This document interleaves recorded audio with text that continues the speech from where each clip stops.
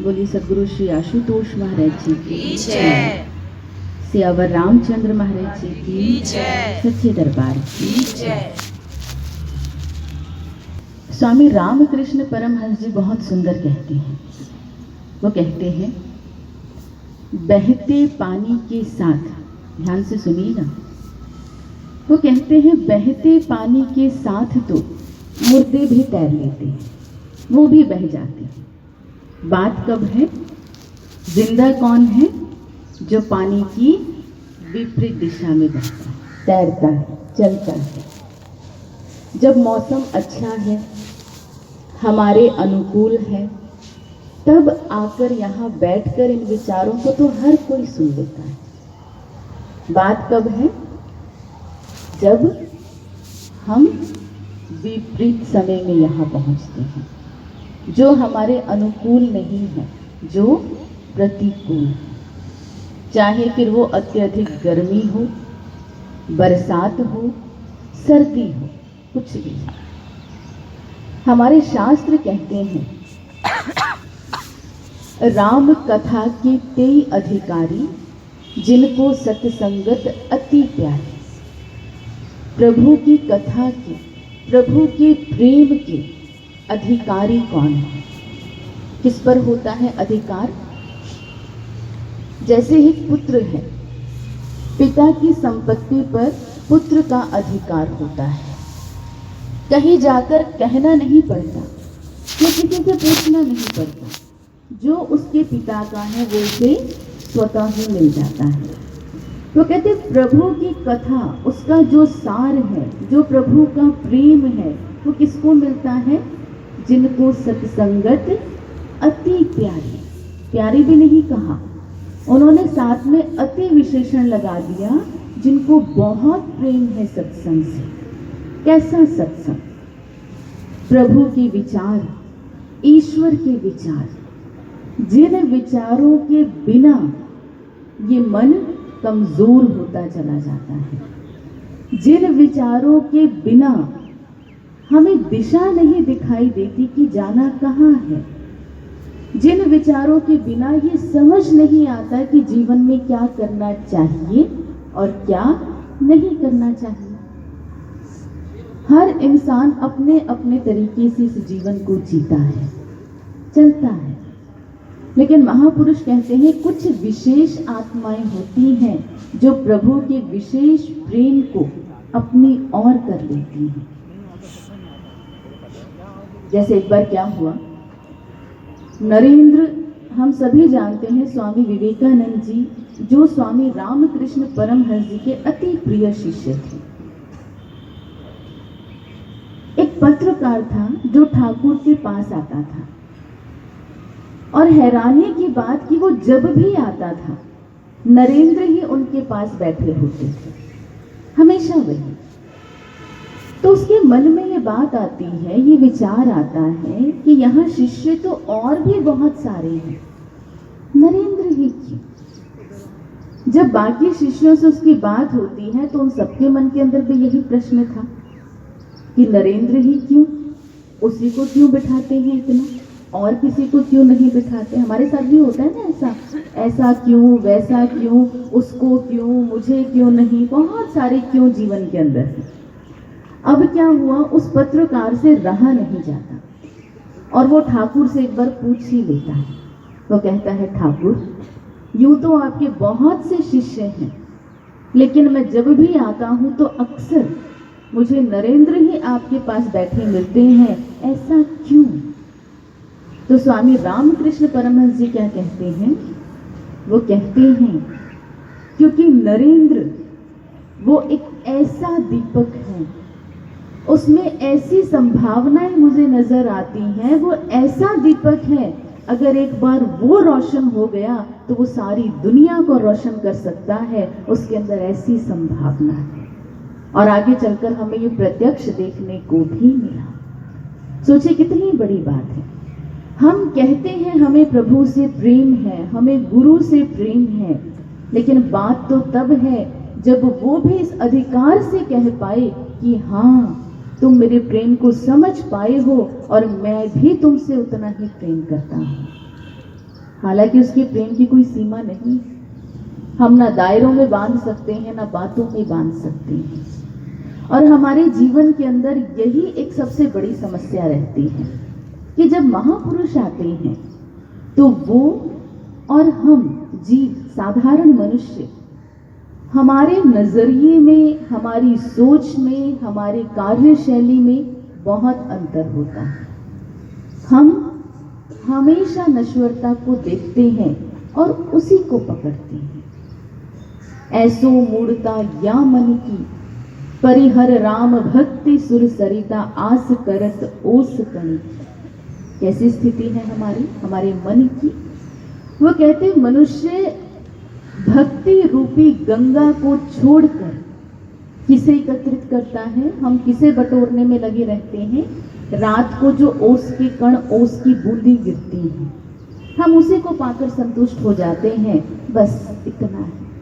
तो कहते परिहर राम भक्ति सुर सरिता, वो त्याग देता है भक्ति की उस गंगा को जिसमें डुबकी लगाने से जन्मों जन्मांतर के कर्म संस्कार धुल जाते हैं।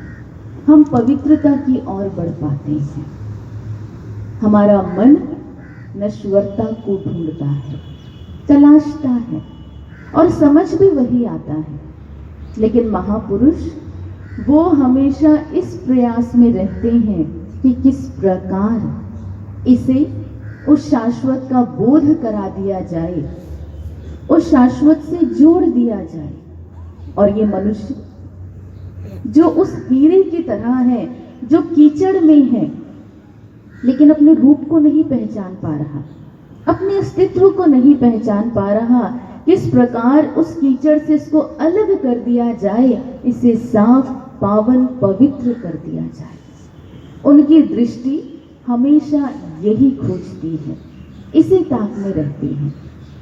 महापुरुष कहते हैं हमें ये प्रयास करना है कि जो उनका दृष्टिकोण है, हम उस स्तर पर तो नहीं पहुंच सकते, लेकिन अगर हम सुनते हैं, समझते हैं, तो हम प्रयास तो कर ही सकते हैं।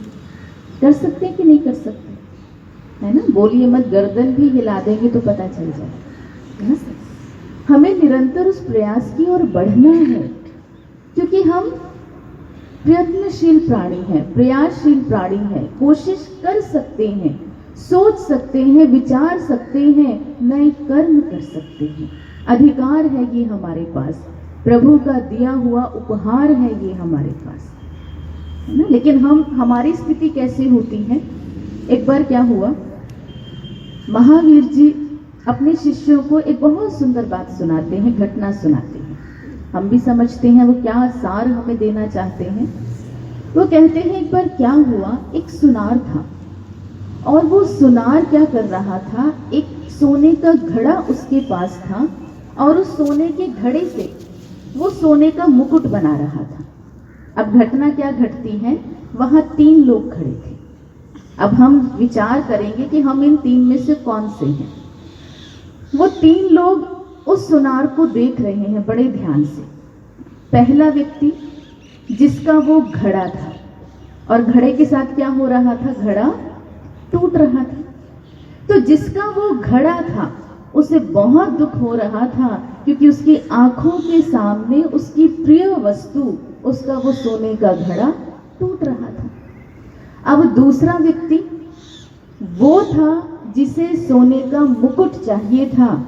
उसकी स्थिति कैसी थी? वो खुश हो रहा था, प्रसन्न हो रहा था। क्यों?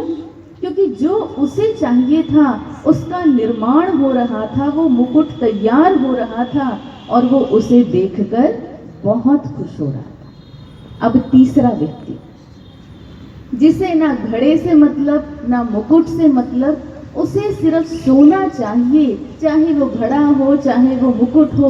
उसकी स्थिति कैसी थी?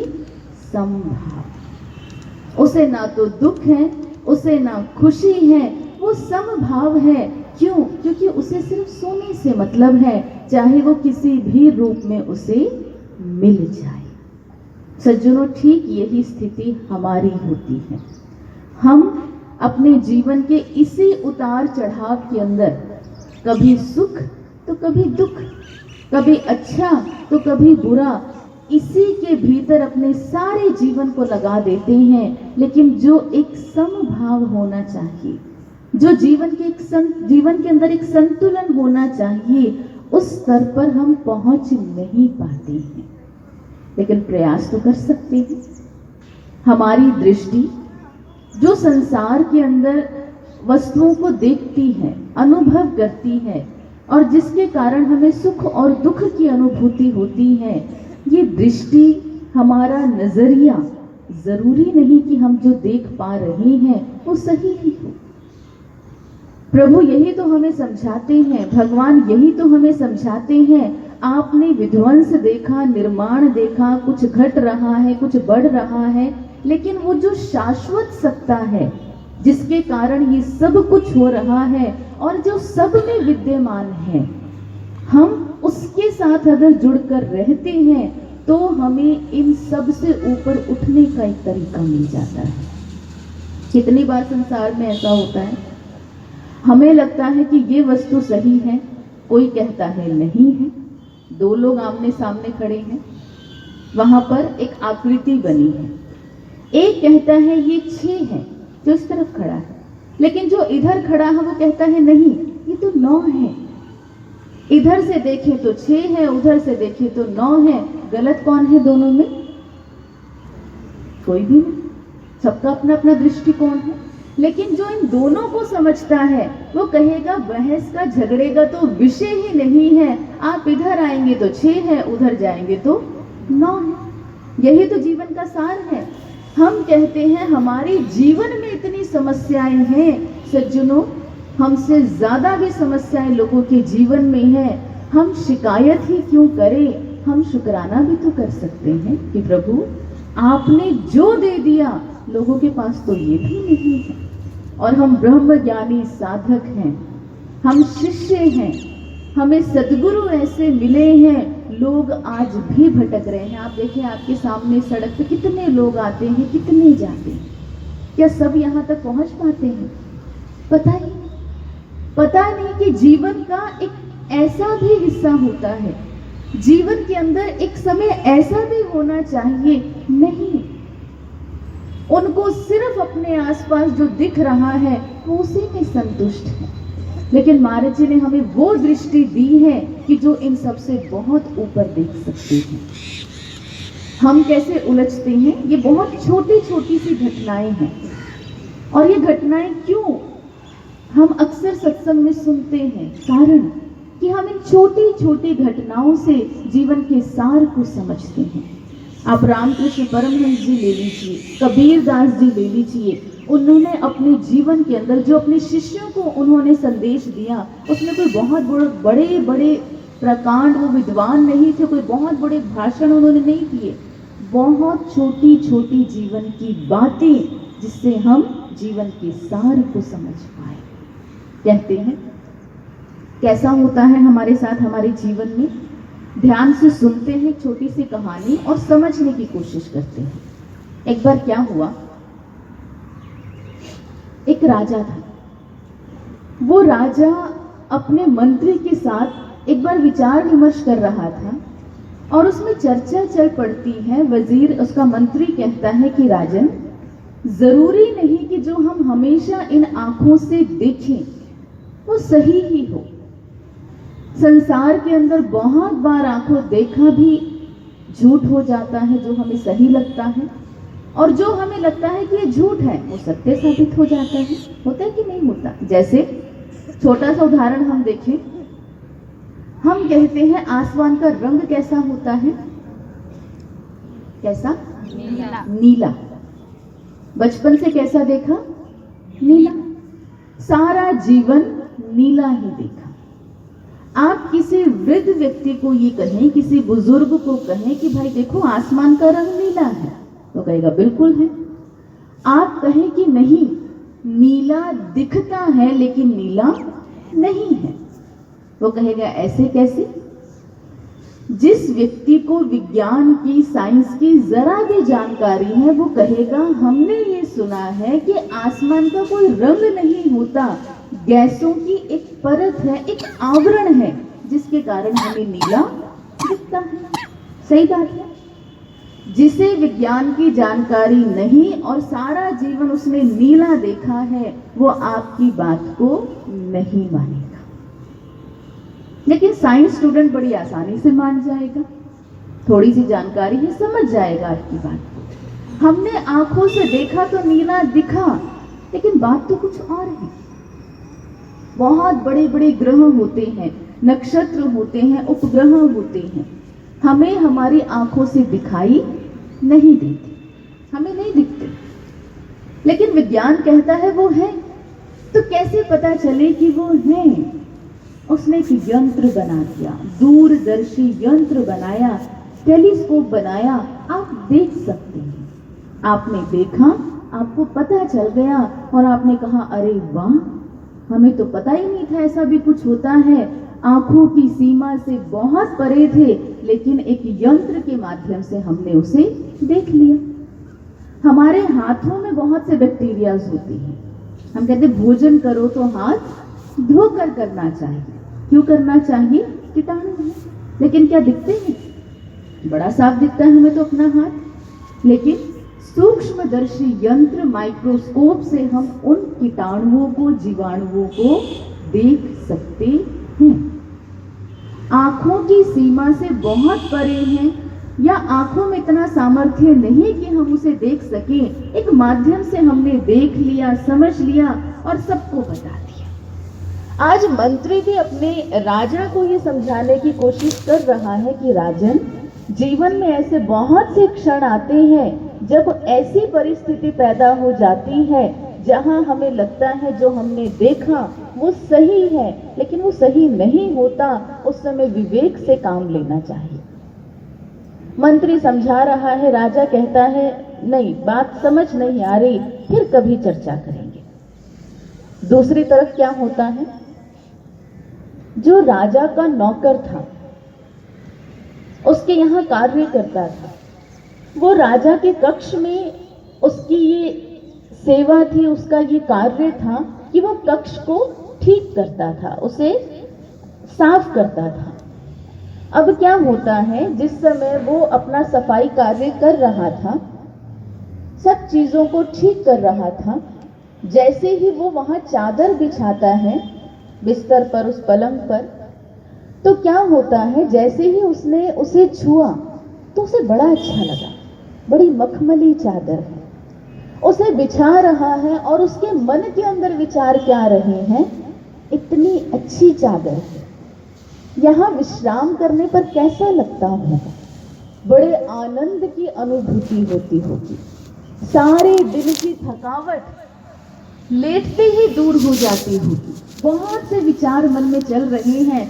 अब मन ने क्या शैतानी की, मन ने कहा एक बार जरा लेट कर तो देखो कैसा लगता है।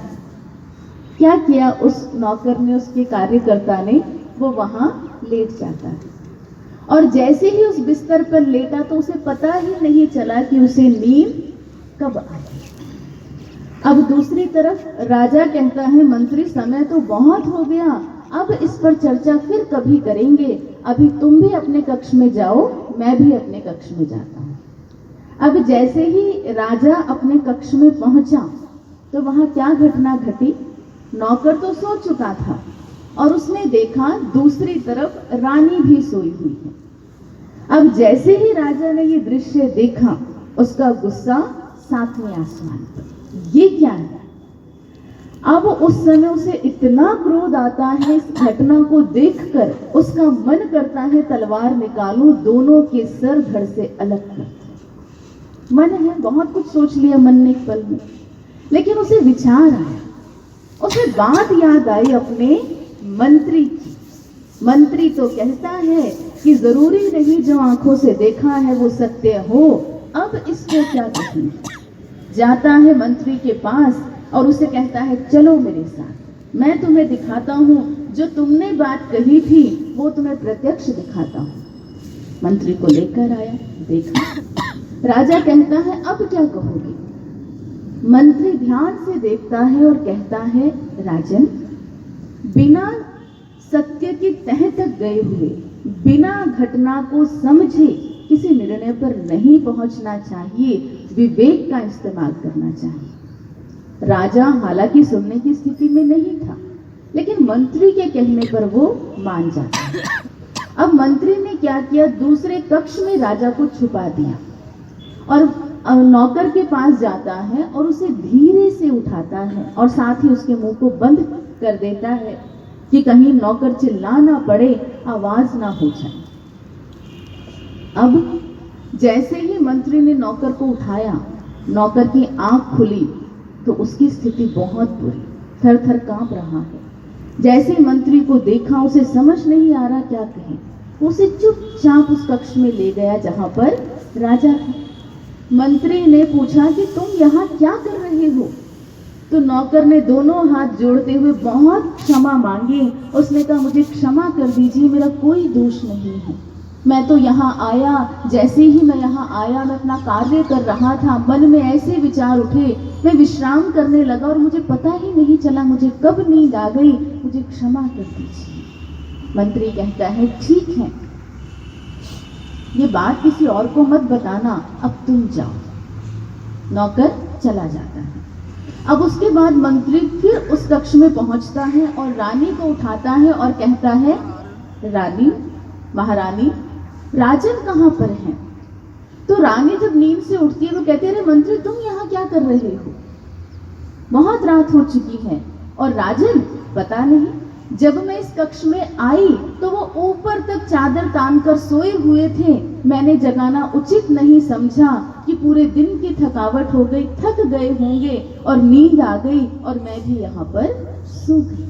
मुझे नहीं पता कि वो कहाँ पर गई। अब जिस समय मंत्री ने ये सुना, मंत्री ने कहा, ठीक है, मैं पता करता हूँ। रानी अपने कक्ष में चली गई। अब मंत्री ने राजा को बुलाया और कहा, राजन समझे, जो हमने देखा उसके पीछे के रहस्य क्या था? दोष न रानी का था, न नौकर का था, दोष परिस्थिति का था जो ऐसी बन गई।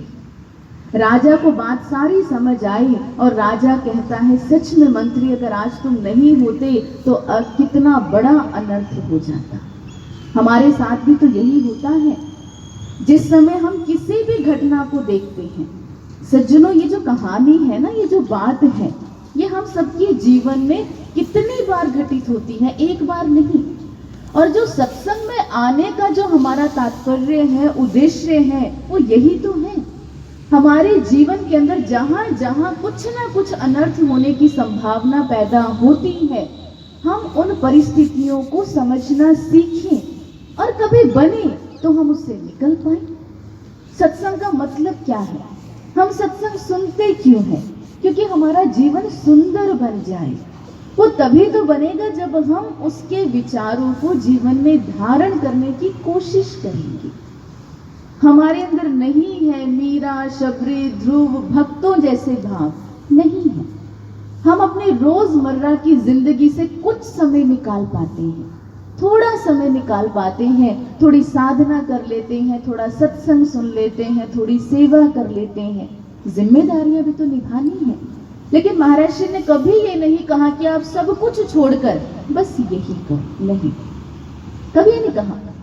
कभी नहीं कहा गया ये सब कुछ कि ऐसा करो या वैसा करो, नहीं। भगवान श्री कृष्ण ने कभी नहीं कहा अर्जुन को कि अर्जुन, अब तुझे ईश्वर दे दिया मैंने, छोड़, जा, तप कर, साधना कर, नहीं। जिस कार्य क्षेत्र में वो उतरा था, जो कार्य प्रभु ने उसके लिए निर्धारित किया था, प्रभु ने उसे वो ज्ञान देकर, अंतर की दृष्टि देकर जागृत कर दिया। अब तो देख, समझ क्या करना है और क्या नहीं करना। हम भी तो इसी द्वंद में रहते हैं।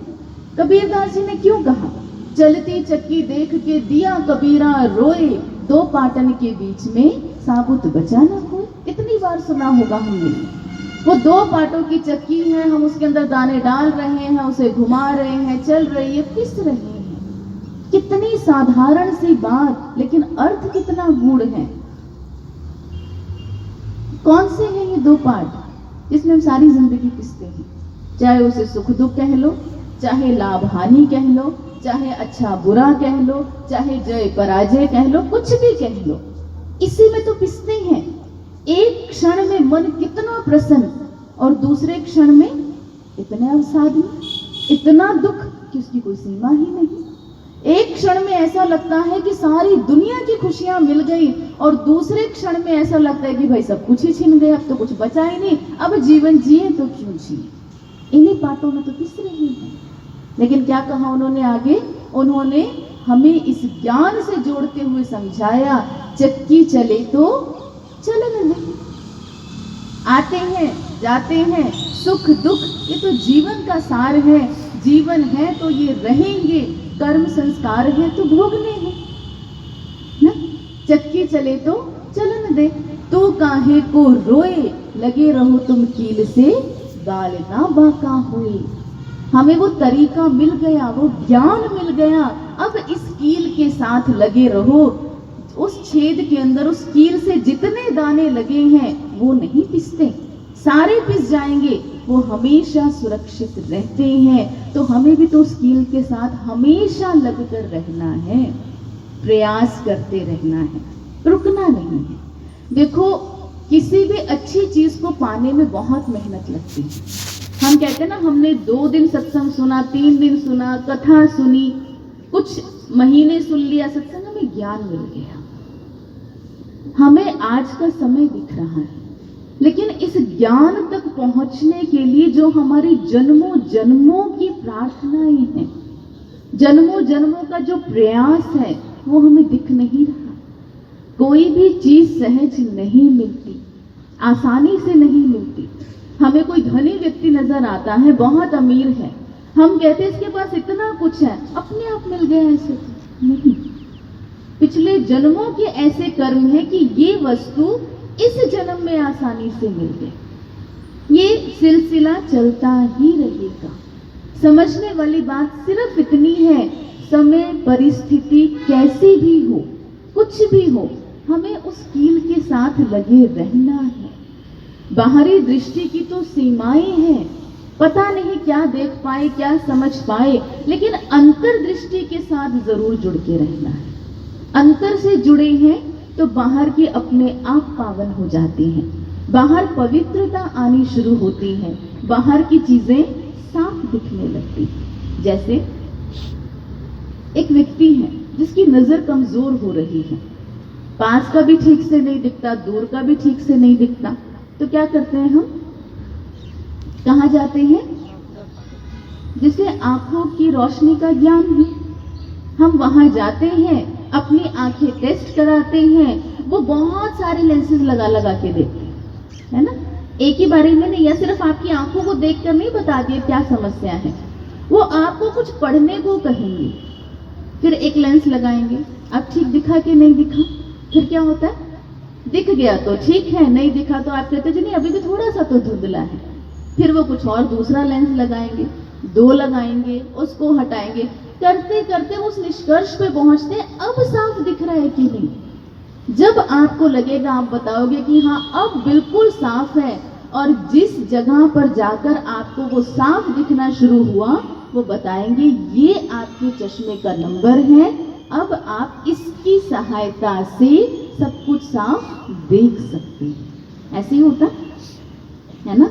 अर्जुन को नहीं समझ आ रहा, पता ही नहीं चल रहा क्या हो रहा है जीवन में, क्या नहीं हो रहा। साक्षात प्रभु सामने खड़े हुए हैं, लेकिन अर्जुन अपना सखा, अपना मित्र, अपना भाई बंधु यही तो समझता रहा। लेकिन भगवान कृष्ण कहते हैं नहीं अर्जुन, ये आंखें तो मेरी बनाई हुई माया को नहीं समझ सकती, तो मुझे क्या समझेंगी, मुझे क्या जानेंगी? नहीं, मैं तुझे एक और आंख देता हूं। ये वो बातें हैं जो पहले दिन जब हम सत्संग में आए थे तब से आज तक सुनते आ रहे हैं। लेकिन कभी विचार किया कि जब भगवान कृष्ण को अर्जुन इन आंखों से नहीं समझ पाया, तो क्या हम अपने आसपास होने वाली हर चीज को समझ सकते हैं? बिल्कुल नहीं समझ सकते, संभव ही नहीं है। तो जरूरत है उस आंख के द्वारा कार्य करने की, उसको समझने की। महाराज जी ने ज्ञान दिया, उस आंख को खोल दिया, अब आप कार्य करो। लेकिन हैरानी की बात तो ये हो जाती है कि हमारे पास सब कुछ है, सब कुछ मिल गया हमें, लेकिन कार्य हम प्रारंभ नहीं कर पाते, हम शुरुआत नहीं कर पाते। और जो दृष्टिकोण भक्तों का था, संतों का था, महापुरुषों का था, जो हम हर पल समझने की कोशिश करते हैं, बिना प्रयास के वो संभव नहीं हो सकता। सचिन, करना पड़ेगा। और सबका अपना अपना स्तर है, सब अपने अपने स्तर पर करेंगे, किसी का कम या ज्यादा नहीं। बात आती है, घटना आती है, जिस समय गुरु गोविंद सिंह जी का मुगलों के साथ युद्ध चल रहा था। उनके एक शिष्य थे कन्हैया। क्या घटना घटती है, शायद आपने सुनी भी होगी। जिस समय मुगलों के साथ युद्ध होता है, सांझ होती है, शाम होती है, युद्ध बंद हो जाता है, तो दोनों सेनाएं अपने अपने घायल सैनिकों को उनकी देखभाल करती हैं, उनका उपचार करती हैं, उन्हें पानी पिलाती हैं, संभालती हैं। अब भाई कन्हैया, उनके साथ क्या घटना घटती है, वो भी यही कार्य कर रहे हैं, लेकिन कुछ शिष्य जाकर गुरु गोविंद सिंह जी को उसकी शिकायत कर देते हैं। कैसी शिकायत की? वो कहते, गुरुदेव ये देखिए कन्हैया क्या करता है। उन्होंने पूछा क्या हुआ? कहते, ये अपने सैनिकों, अपने गुरु भाइयों के साथ साथ मुगलों को भी जल पिलाता है, उनकी भी देखभाल करता है, उनका भी उपचार करता है। ऐसे कैसे? उनको भी पानी पिलाता है। गुरु गोविंद सिंह जी ने बुलाया, भाई कन्हैया पहुंचे। उन्होंने कहा, कन्हैया तो ऐसा क्यों करता है? कन्हैया कहता है कि गुरुदेव मैं क्या करूं, मुझे क्षमा कीजिए, लेकिन जिस समय मैं पानी पिलाता हूं तो मुझे कोई और नहीं दिखता, मुझे तो सब में आप ही दिखते हैं। चाहे वो हमारे हैं, चाहे मुझे नहीं पता कि मैं मुगलों को कब पानी पिलाता हूँ, मैं तो जहां देखता हूँ तुर्क अतुर्क नहीं दिसदा मैनू, तू ही दिसदा सबना थाई। मुझे तो हर जगह तू ही दिखाई देता है, तुझे ही देखता हूँ, और तू पानी मांगे और तुझे ना पिलाऊं, ये कैसे हो सकता है? जैसे ही गुरु गोविंद सिंह जी ये सुनते हैं तो कहते हैं, अरे वाह कन्हैया, तेरी दृष्टि तो मेरी दृष्टि जैसी हो गई, जहां सब में तुझे वही दिख रहा है। तूने तो बहुत कुछ प्राप्त कर लिया, तू तो मेरे प्रेम का अधिकारी है। और गुरु गोविंद सिंह जी कहते हैं कि कन्हैया, अब अगली बार जब जाना ना तो साथ में मलहम भी रखना, जहां जहां जरूरत लगे वो भी लगा देना, ये भी सेवा तू करना। कितनी बड़ी बात है, सोचिए, है ना? हमारी दृष्टि अवगुण देखने तक ही रह जाती है, उसकी छवि सामने दिखना ये तो बहुत बड़ी बात है। जब भी हम कहीं सेवा कार्य में जाते हैं, आश्रम आते हैं, कुछ भी है, हम एक टीम बनाकर काम करते हैं, कुछ लोग साथ में, कुछ सेवादार साथ में मिलकर कार्य करते हैं।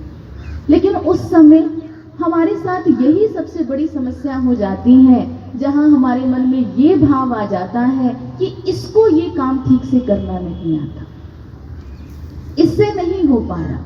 और कितनी बार तो हम इरिटेट होकर गुस्से में बहुत कुछ बोल जाते हैं, उसकी भावनाओं को ठेस पहुंचा देते हैं।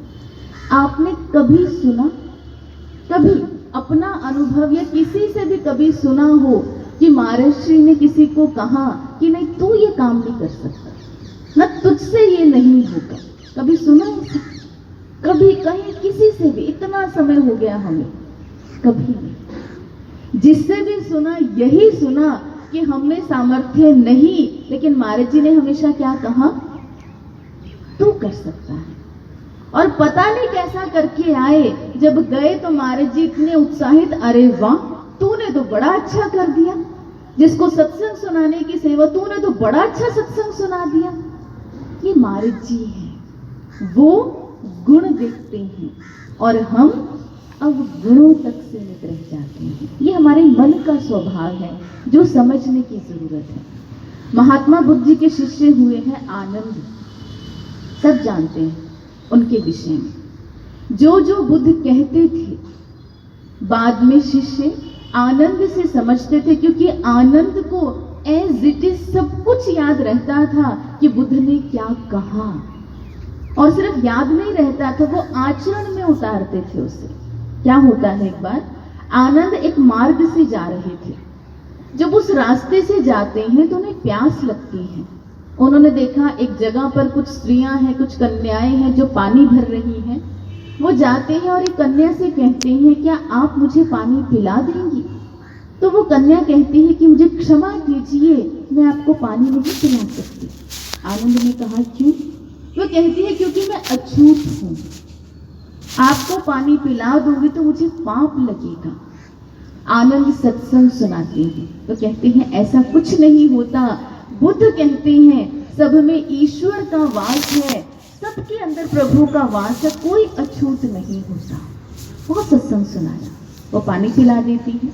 अब नित्य प्रति वो आनंद से सत्संग सुनती। एक दिन वो कन्या आनंद से कहती है, मैं आपसे विवाह करना चाहती हूँ। आनंद ने जैसे ही ये सुना, बड़े ही सहज भाव से उसे कहते हैं, ये विचार तुम्हारे मन में क्यों आया? वो कन्या कहती है, क्योंकि मैं आपसे प्रेम करती हूँ। तो कहते हैं, तुम मुझसे प्रेम कैसे कर सकती हो? किससे प्रेम करती हो? वो कहती है, आपके जो गुण हैं, आपका जो स्वभाव है, मैं उससे प्रेम करती हूँ, आपसे विवाह करना चाहती हूँ। आनंद कहते हैं, तुम प्रेम मुझसे नहीं करती, मेरे गुणों से करती हो। और ये गुण मेरे थोड़ी है, ये गुण तो बुद्ध के दिए हुए हैं, ये तो सब कुछ उनका है। अगर तुम प्रेम के वास्तविक अर्थ को जानना चाहती हो तो तुम्हें बुद्ध की शरण में जाना चाहिए। कितने सहज भाव से इस परिस्थिति को आनंद ने सुलझा दिया। हर किसी के बस में ये नहीं। कब सुलझा पाए? जब उनकी दृष्टि से अपनी दृष्टि को जोड़ दिया और वस्तुओं को, चीजों को वैसा देखना शुरू किया जैसी वो होनी चाहिए। छोटी सी बात है सज्जनों, किसी को गिलास आधा खाली दिखता है, किसी को आधा भरा हुआ दिखता है, किसी को गिलास दिखता है। कोई और तार्किक है, वो कहता है जी आधा पानी से भरा है, आधा वायु से भरा हुआ है। जिसकी बुद्धि का जो स्तर है वो स्तर पे बात करता है। लेकिन हमें एक्चुअल को पकड़ना है, सत्यता को पकड़ना है। बहुत सुंदर एक भजन आता है, जब तू ही तू है सब में बसा, फिर कौन भला और कौन बुरा। जब तू सबके अंदर है, फिर हम ये कैसे कहते हैं कि ये बुरा है और ये अच्छा है?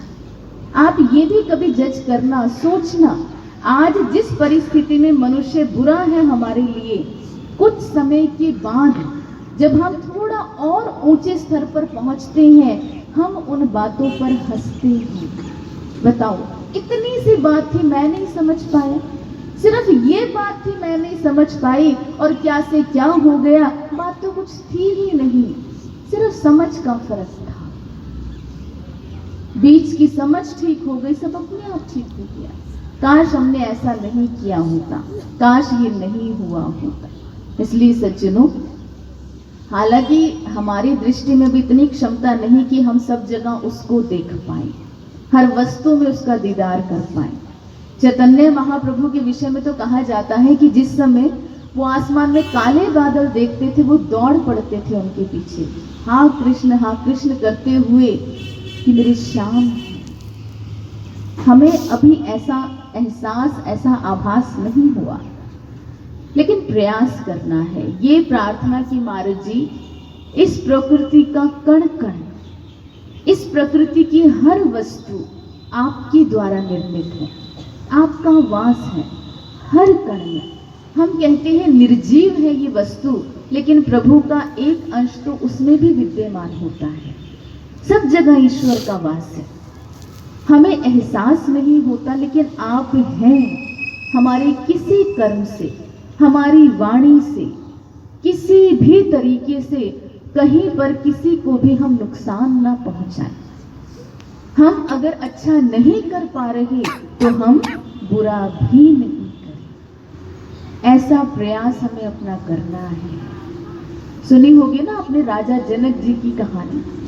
क्या होता है, जब स्वप्न में उन्होंने ये देखा सारा राज्य उनसे छिन गया, जंगल में भटक रहे हैं, बहुत भूख लगी, प्यास लगी, कहीं से चावल के कुछ दाने मिले, दाल के दाने मिले, सोचा खिचड़ी ही बना लूं। आग जलाई, चढ़ाई, लेकिन कुछ बैल आए लड़ते हुए, उसको भी तोड़ दिया। इतना दर्द, इतनी पीड़ा थी, स्वप्न देख रहे थे, झटके से उनकी आंख खुल गई। और जब आंख खुली तो बैठकर ये विचार करने पर विवश हो गए, ये क्या था? क्योंकि अनुभव ऐसा था कि जैसे प्रत्यक्ष सब कुछ अभी घटा है। विचार कर रहे क्या है ये? जो मैंने देखा वो सत्य है, या जो अब देख रहा हूं कि मैं राजा हूं ये सत्य है? समझ नहीं आ रहा। सभा बुलाई, सबसे पूछा, कहीं उत्तर नहीं मिला। उत्तर कहाँ मिला? अष्टावक्र जी की शरण में। सारी घटना कह सुनाई। प्रश्न, हालांकि स्वप्न हम भी बहुत देखते हैं लेकिन कभी पहुंच नहीं पाए उसके सार तक। ये क्या था? वो सत्य था या ये सत्य है? जब उसके दरबारियों ने, मंत्रियों ने कहा कि राजन ये सत्य है, आप राजा हैं, राजा जनक कहते हैं, अच्छा कहीं ऐसा तो नहीं कि मेरी फिर से आंख खुलेगी और मैं फिर भिखारी की तरह जीवन जी रहा हूं? मुझे सत्यता का बोध करना है। और जिस समय अष्टावक्र जी से अपनी समस्या कह सुनाई, अष्टावक्र जी कहते हैं, राजन वो बंद आंख का सपना था, टूटा। आंख खुली, ये दिख रहा है, ये खुली आंख का सपना है। एक और आंख है जिसके खुलने के बाद सत्यता पता चलती है, उससे पहले नहीं। अब हम ये विचार करें, राजा जनक जी की वो आंख खुली, अंतर्दृष्टि मिल गई, भीतर का ये नेत्र खुला, उससे एकाकार हो गया, जो हम सभी का हुआ है, सबके साथ हुआ है। राजा जनक जिन्हें विदेही कहा गया, उन्होंने अपने कार्य, अपना राज्य, अपनी जिम्मेदारियां सब निभाई। किसी से मुंह नहीं मोड़ा, किसी चीज को छोड़ा नहीं, लेकिन कैसे? हाथ पांव से काम कर चित्त निरंजन लाए। संसार के हर कार्य को किया, लेकिन साथ में ईश्वर, साथ में वो ज्ञान, साथ में प्रभु की याद, फिर सब कुछ सहज है। सुन रहे थे ना कि गुरु का, प्रभु का प्यार मिल जाए जिन्हें एक बार जीवन में, वो बंदे हो नहीं सकते कभी लाचार जीवन में। बहुत बड़ी बात है ये, जिन्हें उसका प्रेम मिल गया उन्हें सब कुछ मिल गया। बस हम उस प्रेम को समझ पाए। कहीं किंतु परंतु संदेह नहीं, कहीं ऐसा विचार नहीं कि जो हमारी भक्ति को क्षीण कर दे, जो हमारी भक्ति में संदेह पैदा कर दे। बड़ी सुंदर एक बात मुझे याद आई, एक अनुभव याद आया। अनुभव तो क्या कहें, सत्य घटना है। जैसे समय समय पर कोई कार्यक्रम होता है या गुरु पूर्णिमा का कार्यक्रम होता है, साध्वी बहनें आप सभी के घरों तक आते हैं, आप तक पहुंचते हैं। किस कार्य से? सेवा के लिए। आप अपने धन की सेवा देते हैं, जो भी सामर्थ्य है, शर्त तो कभी रही ही नहीं, जो आपकी श्रद्धा, जो आपकी भावना। पंजाब की घटना है। क्या हुआ, एक पिताजी आते थे आश्रम, और जिस समय आते थे तो उन्होंने जो अपनी सेवा होती थी वो देते थे गुरु घर में, और महाराज श्री ने कहा था कि सेवा जरूर देते रहना। समय आया, महाराज जी समाधि में चले गए। अब क्या हुआ, धीरे धीरे उनका आश्रम आना कम हो गया। सेवा के लिए जाते, जैसे गुरु पूर्णिमा पे आते हैं तो वहाँ साल में 2 बार 6 मई सेवा के लिए जाते हैं। तो जिस समय उन तक जाते, पहुँचते, प्रचारक संदेश पहुँचता, तो धीरे धीरे उनके मन के अंदर ये बात, जब भी विचार विमर्श होता तो ये बात हमेशा एक निकल कर आती कि ठीक है, मैं महाराज जी के प्रति मेरी श्रद्धा है, मेरी भावना है, कोई कमी नहीं, महाराज जी भगवान है, मैं सब चीज़ें मानता हूँ, लेकिन जो ये बात आप कहते हैं कि महाराज जी समाधि से लौट कर आएंगे, ये बात मुझे समझ नहीं आती। मैं इस बात को स्वीकार नहीं कर पाता। आप ऐसा क्यों कहते हैं? मैं नहीं इस पर विश्वास कर पाता। समय निकलता रहा। क्या हुआ, जब दोबारा से बारी आई, पिछले कुछ समय की बात है ये, जब फिर से सेवा का समय आया और विचार हुआ उस क्षेत्र में जाना है, तो जिनकी सेवा लगी उन्होंने कहा कि जाते हैं, लेकिन पिताजी हमेशा वो यही बात करते हैं कि मुझे विश्वास नहीं, तो जाएं या न जाएं। सेवा भी उन्होंने बहुत कम कर दी देना, और तर्क बहुत से ऐसे हैं, अच्छा नहीं लगता जब वो ऐसा कहते हैं।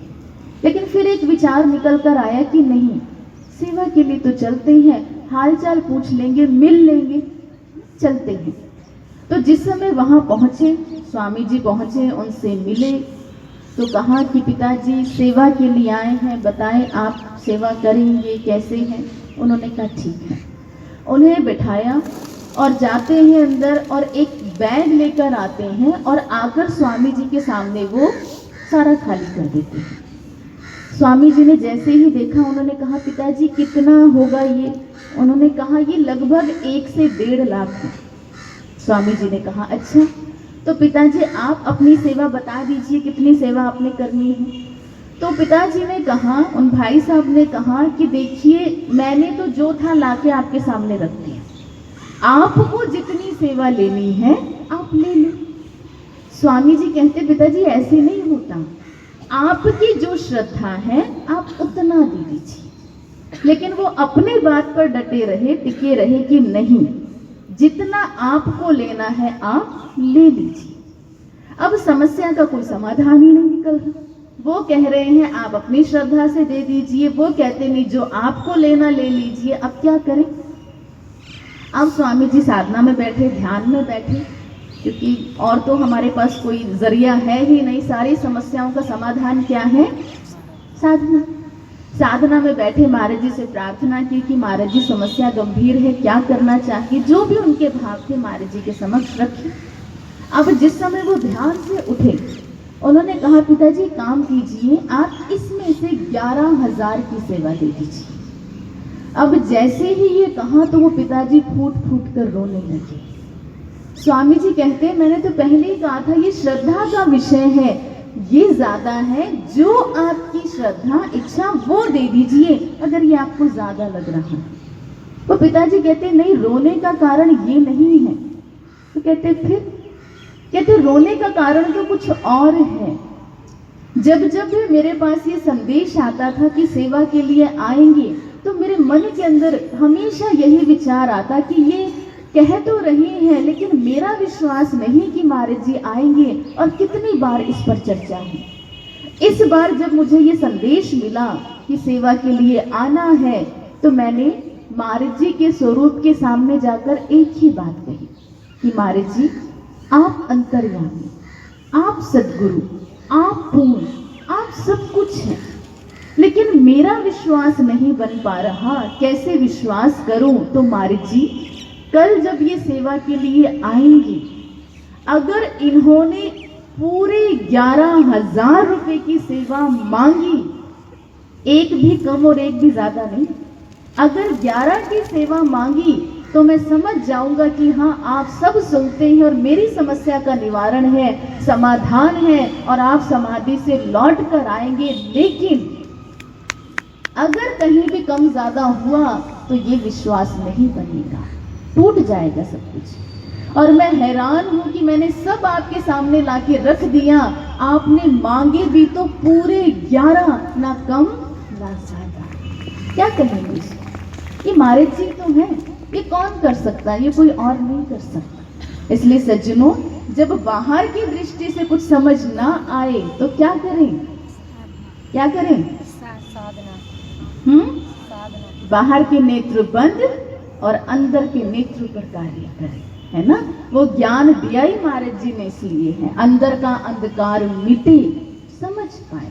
अभी बहुत से त्योहार हम मनाते हैं ना। इस सप्ताह क्या मनाएंगे? लोहड़ी मनाएंगे, संक्रांत मनाएंगे। क्या करते हैं लोहड़ी पे? ठंड बहुत है, आग जला लेते हैं, उसके बाद जो डालना है उसमें किस प्रार्थना के साथ? हम तो ज्ञानी हैं, तो हर जगह प्रार्थना है। त्योहार मनाए कैसे जाते हैं, जीवन की घटनाओं को जिया कैसे जाता है, ज्ञान से तो समझ आया हमें, है ना। क्या कहा भक्तों ने? मन दे काले कोने दे विच, ज्ञान दी लोहड़ी बाल को सजना। बाहर तो हमने जलाई, अग्नि प्रज्वलित की, उसके अंदर सामग्री डाली, वो सारी स्वाहा हो गई। लेकिन जिस कारण से हमें ज्ञान मिला है वो सिर्फ एक है। किसी को चाहिए, जो हम सुन रहे थे अभी, युधिष्ठिर कहते हैं मैं प्रेम करता हूं, इसलिए प्रभु का ध्यान करता हूं, संसार नहीं चाहिए। वो विरले होते हैं जो ध्यान उसके प्रेम के कारण करते हैं। लेकिन सबसे बड़ी समस्या तो हमारे लिए हमारा मन है। इसलिए भक्तों ने इसको भी भक्ति से जोड़ दिया। मन दे काले कोने दे विच, हमारा मन जहां जहां कालिक है, जहां जहां मैल है, ज्ञान दी लोहड़ी बाल और सजना, वो ज्ञान की अग्नि प्रज्वलित रखना, सारा अंधकार मिट जाए। काम क्रोध मद लोभ मोह खत्म कर, लेके सजदे ढाल और सजना। जितने विकार हैं इस मन के साथ साथ जो जो समस्या है वो सब दूर होगी। कब? सत्य की ढाल, जब हम सच के साथ, सत्य के साथ जुड़े हुए हैं। नेह लगा उस प्रीतम देना, ऐसे घालना घाल ओ सजना। उस प्रीतम, उस ईश्वर, अपने सदगुरु के साथ वो प्रेम बनाए रखना, वो नेह लगाकर रखना, ऐसे कार्य करना। सौंप दे अपनी डोरी उसनो, और कट दे वे जन्म जंजाल ओ सजना। अपने जीवन की डोरी उसको सौंप दो। आसान नहीं है, बहुत मुश्किल है। हम कहते महाराज जी निर्माण कर दो, बना दो, सारी कमियां दूर कर दो, लेकिन जब उसका छैनी हथौड़ा चलता है हम सबसे ना महाराज जी नहीं, सहन नहीं होता, नहीं हो सकता।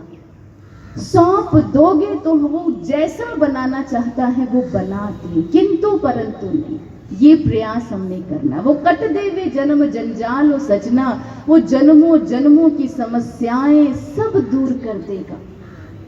मात पिता ओ सज्जन बेली, महरम तेरे नाल ओ सजना। वही माता है, पिता है, भाई है, बंधु है, सखा है, सब कुछ वही तो है, उसके अलावा और है कौन? कर दे अर्पण तन मन उसनो, लोहड़ी बने मिसाल ओ सजना, लोहड़ी बने मिसाल ओ सजना। जब जब भी मनाए तो इसी भाव के साथ कि प्रभु हमारा मन मैला आपको अर्पित, इसे पावन कर दीजिए, पवित्र कर दीजिए। तन से अच्छे कार्य नहीं हो पाते, लेकिन आप में वो सामर्थ्य है, आप करा लीजिए। कितने बुरे बुरे कर्म इस तन से करते हैं, लेकिन हम जानते हैं जब महाराज जी में कोई भी सेवा देते हैं, इस तन की कोई भी सेवा है ना, चाहे वो छोटा किसी जगह को साफ करने की है, मैटिंग की है, भोजन बनाकर आश्रम में लाने की है, या हम ये कुछ नहीं कर पाते, हम सिर्फ साधना कर पाते हैं। गुरु घर तक चलकर आकर सत्संग सुनना, साधना करना, जो इस तन से पुण्य हो जाए कर लीजिए। समय का कोई भरोसा नहीं, कब कहां क्या आए कोई नहीं जानता। इसलिए जब तक शरीर में प्राण है, जब तक शरीर कुछ करने लायक है, कर लीजिए, है ना। हम कहीं इंतजार करते हैं उस समय का जब सब कुछ ठीक हो जाएगा। वही वाली बात, पानी के साथ, बहाव के साथ मुर्दे भी तैरते हैं। बात तो तब है जब विपरीत दिशा में चला जाए, नहीं। हम उस समय का इंतजार करते, समय तो आज ही अच्छा है जब तन में, शरीर में कार्य करने की शक्ति है, सोचने समझने की शक्ति है। यही समय है जो उत्तम है, अति उत्तम है। आने वाला समय, आने वाला पल, आने वाला क्षण कोई नहीं जानता, है ना। आज कितनी बार हम ये कहते हैं कि अरे वो समय ज्यादा अच्छा था, लेकिन तब उस समय की कद्र नहीं थी। आज हम कहते हैं कि अच्छा आए, नहीं आएगा। आज ही आने वाले को अच्छा बना सकता है और कोई उपाय नहीं है। इसलिए सज्जनों, यही प्रार्थना महाराज श्री के चरणों में कि महाराज जी आपने ज्ञान की अग्नि प्रज्वलित कर दी, आपने विवेक दे दिया, समझ दे दी। हम ना समझे के कार्य कर जाते हैं, लेकिन आपका सानिध्य बना रहे, हम कहीं छूट ना जाए, आप पकड़ कर रखें, हम इस भक्ति मार्ग से कभी दूर ना हो। ऐसी प्रार्थना नित्य प्रति महाराज श्री के चरणों में साधना के साथ अपनी प्रार्थना जरूर, कि महाराज श्री ने कहा है सिर्फ साधना सेवा नहीं, प्रार्थना भी साथ साथ करनी। और आइए इतना ही कहते हुए इन विचारों को यही विराम देते हैं। इसी मंगल कामना, इसी मंगल प्रार्थना के साथ हम सभी इस भक्ति मार्ग पर बढ़े, दृढ़ता से चलें और महाराज जी के कार्य में अपना सहयोग दे पाएं। बोलिए श्री सद्गुरु महाराज जी की जय, सच्चे दरबार की जय।